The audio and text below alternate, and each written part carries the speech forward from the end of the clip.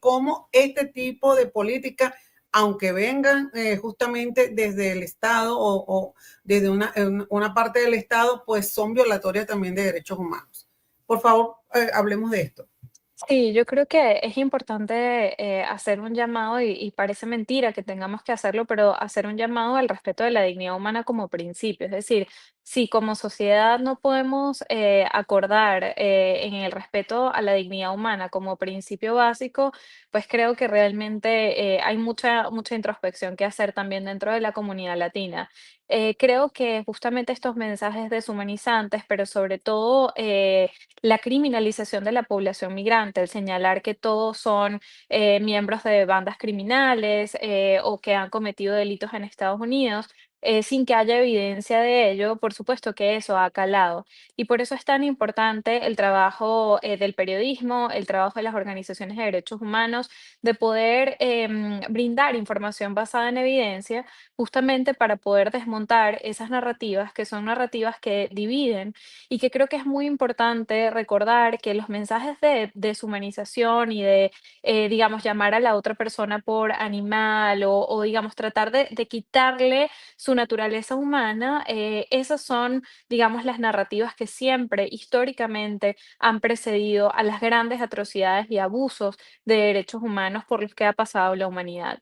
Entonces, quiero enviar un poco ese mensaje y también yo creo que hay que tomar un poco un paso atrás y ver también qué ocurre en el transcurso de los próximos meses, porque ya hemos visto algunas encuestas que han salido públicamente sobre, digamos, la desaprobación de estas medidas migratorias y hay, digamos, creo que sobre todo en la comunidad de Miami y en Florida, personas que se han manifestado fuertemente en contra de la medida. De hecho, justo antes de la entrevista veía una noticia de que pusieron unas vallas con la foto de la alcaldesa de Miami pidiéndole, ¿no?, a la gente que llamara a exigirle a la alcaldesa que pusiera un límite para la operación de este centro de detención. Entonces yo sí creo que ese mensaje y esa apelación a la dignidad humana va a calar en algún momento porque esto no tiene ningún tipo de justificación y por supuesto es violatorio de todos los derechos. Pero te decía que tengo una gran preocupación y hemos estado monitoreando esta noticia. Y es que, como les comentaba, pues el centro de detención se abrió el 1 de julio, el 3 de julio presuntamente hubo un traslado de migrantes a esa locación, pero no se ha podido verificar el estado de las personas que están detenidas. Hubo un grupo de 5 legisladores del estado de Florida, no legisladores a nivel de Congreso, sino a nivel estadal, que trataron de trasladarse al centro de detención y se les negó el acceso.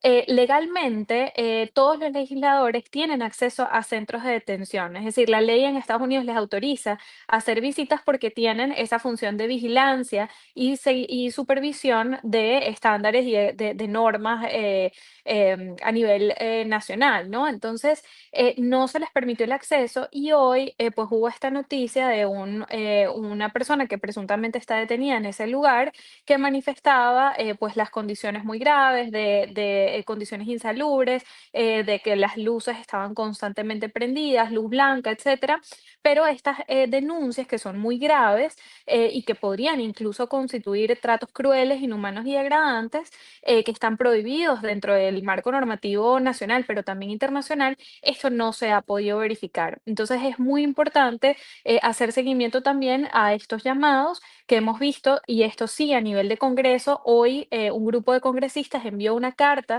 al Departamento de Seguridad Nacional pidiendo que se permitiera la visita de la unidad dentro del Departamento de Seguridad Nacional, la unidad encargada de la protección de derechos civiles en Estados Unidos para que puedan entrar y verificar. Pero en la instalación ni siquiera tiene un número de teléfono. Entonces, los familiares que presumen que de pronto sus familiares pudieran haber sido trasladados a ese lugar, no tienen manera de comunicarse y los abogados tampoco. Entonces, realmente la situación es muy, muy grave y es importante que haya acceso incluso de ojalá de hasta organismos internacionales a esta instalación. Hay muchas personas que dicen, bueno, pero faltó como empuje, presencia del liderazgo, de la dirigencia. Oye, pero creo que una de las características que ha hecho más valiosa, si se podría buscar un adjetivo, esas protestas que en las horas siguientes al anuncio de los resultados, de esos resultados de las elecciones, es precisamente su carácter popular y espontáneo. Porque esas protestas, Luz Meli, dieron al traste con el relato de que Nicolás Maduro lo apoyaban los sectores populares y que los fascistas atrincherados en el este del este querían derrocarlo de manera violenta. Fueron personas de sectores populares y de barrios de Petare, por ejemplo, que salieron a las calles y fueron duramente reprimidos. Hasta hoy nosotros no tenemos como ciudadanos el alcance de lo que ocurrió en esos días con respecto a la represión. Hay algunos números, conocemos unas listas parciales de fallecidos, pero el fiscal dice que todos eran del Partido Socialista Unido de Venezuela y fueron asesinados por los comanditos, pero los familiares dicen otras cosas. Entonces, no hay todavía una dimensión clara de lo que fue la represión en esos días al movimiento popular que estaba, bueno, en la calle de una manera espontánea, repito, bueno, porque se estaba desconociendo lo que se vio el día de las elecciones presidenciales. Entonces, más allá de si el liderazgo capitalizó o no capitalizó, si movilizó o no movilizó, hay un hecho concreto y reconocible, y es que esas movilizaciones acabaron con la narrativa de que el chavismo mantenía legitimidad y hegemonía en las zonas populares del país. Eso se fue con las elecciones del 28 de julio. Pero se fue y además el balance de todas maneras da que Maduro continúa en el poder. Frente a eso y frente a todo lo que significó la represión y lo que significa y la aplicación de terrorismo de Estado, ¿qué se puede hacer? ¿No? Yo sé que esta es una pregunta retórica, Nerla, porque es una pregunta de conversación, porque es lo que circula. Todo el mundo se pregunta, bueno, no era esto, hicimos esto, no funcionó, Claro. Ustedes que se fueron por la vía, digamos, institucional, postelectoral, pues tienen al candidato presidencial desaparecido rigurosamente, porque es así como lo establece la legislación de defensa de derechos humanos. Entonces, ¿cuáles son las opciones que hay? Porque en Venezuela se percibe no una resignación. Yo difiero mucho de la gente que cree que es que los venezolanos están resignados. No, pareciese que están como en un estado de latencia allí y el Estado utilizó todas sus armas para poder reprimir, para poder incentivar el miedo, para poder mantener controlados sectores de la sociedad, pues recurrió a todas las armas posibles. Entonces, ¿cuáles pueden ser las armas de quienes creen en la democracia y quienes persisten e insisten en seguir haciendo, en este caso, política en Venezuela? Sí, bueno, hay dos cosas, ¿no?, que podríamos decir, ¿no? La primera, que también es bastante trillada quizás, pero no por trillada no deja de ser importante, es organizar procesos de resistencia popular de distintas dimensiones, en comunidades y en centros de trabajo. Es sumamente importante esto, bueno, precisamente para que esa latencia no se vaya para abajo, o sea, no se quede como en un ánimo depresivo, de desmovilización, sino estamos en un proceso de reorganización de formas de organización y de resistencia popular y laboral, sindical, ¿no? Entonces, aquí eso es un elemento importante. Pienso también que dentro de ese elemento está el asunto de vincular la lucha por los derechos democráticos, los derechos políticos en general, con la lucha por derechos que son, oye, tan sentidos para la población, como la lucha por el salario, por ejemplo, por los derechos laborales. O sea, pensar que estas luchas no deberían estar aisladas, sino vinculadas, o sea, luchar por el salario, por la restitución del salario, es también luchar por la vigencia de la Constitución, es también luchar por el cumplimiento del artículo 5 de la Constitución, ¿no? Eso para nosotros es un elemento importante. Y el otro es que todas aquellas organizaciones y actores genuinamente democráticos nos encontremos para poder transitar esta etapa que todavía es bastante incierta. Pareciera que, bueno, como el PSUV ya va a tener o tiene ya un control casi total del aparato público, bueno, ya hay que bajar la Santa María y qué sé yo, marcharse, pero no es cierto. Hay todavía un alto nivel de incertidumbre y aquellas organizaciones, repito, esto no es gratuito, genuinamente democráticas debemos encontrarnos. Marisabel, ¿cómo has leído tú este canje que se produjo? Bueno, un gusto estar contigo, Luzmeli, con Sergio y con toda la audiencia. Fíjate que yo veo que hay dos cosas, ¿no? Desde el plano doméstico aquí, esa investigación que publicó el New York Times generó mucha discusión, sobre todo en Florida, que es donde yo estoy, porque está el grupo, digamos, más fuerte aquí, que es el que defiende al presidente y todo lo que hace, y que es muy sensible a cualquier tema que tenga que ver con Venezuela, Cuba. Y habían dudas, habían cuestionamientos sobre la veracidad de la información, porque es el New York Times, ¿no? Sin embargo, como tú bien dices, se está comprobando que lo que ellos publicaron era cierto. Pero es que no fue nada más el New York Times. Tú creo que lo mencionaste. Hace unos meses se habló de esa negociación como algo muy factible, pero que el problema era justamente el enfrentamiento que tenían Grenell y Rubio, ¿no? Y hubo un momento en que pensamos, bueno, es que ellos van a llegar al mismo lugar, ¿no? Porque se supone que tanto Rubio como Grenell tienen las mismas intenciones, que es, por una parte, traerse a estos ciudadanos estadounidenses y residentes permanentes que estaban presos en Venezuela y por otra parte quizás bajar un poco el ruido que hay, porque aun cuando no es del todo una posición mayoritaria, la política agresiva de esta administración hacia los inmigrantes venezolanos y cubanos, porque ya no somos solo los venezolanos, está haciendo muchísimo daño en el sur de Florida.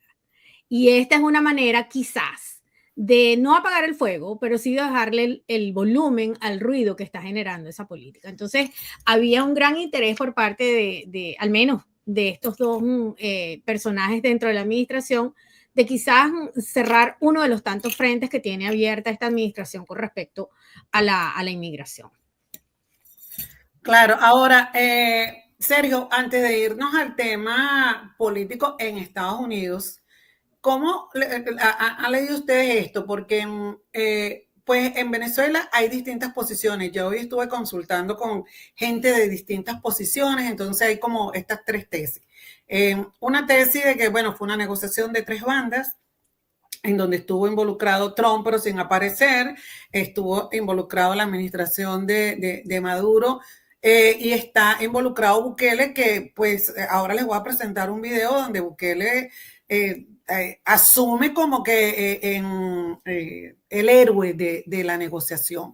Luego hay quienes dicen que esto lo que implica es que esos canales de comunicación están abiertos, que es evidente que esas conversaciones pueden seguir, y también identifican como un gran pragmatismo de parte de los Estados Unidos para poder seguir haciendo este tipo de negociaciones. Y esto reduce, por cierto, de acuerdo con esas perspectivas, la capacidad de acción de, por ejemplo, de grupos asociados a María Corina Machado y a la propia dirigente María Corina Machado.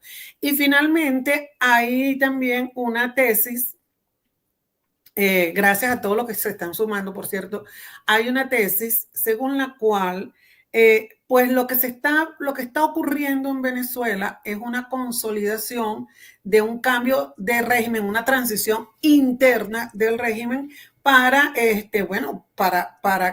que se instale un gobierno ya no madurista, sino de otro tipo dentro del propio chavismo. Dinos ¿Qué crees? Bueno, saludos a todos los que nos escuchan. No sé si me escuchan bien. ¿Me escuchan Sí, bien? te escuchamos bien. Chévere.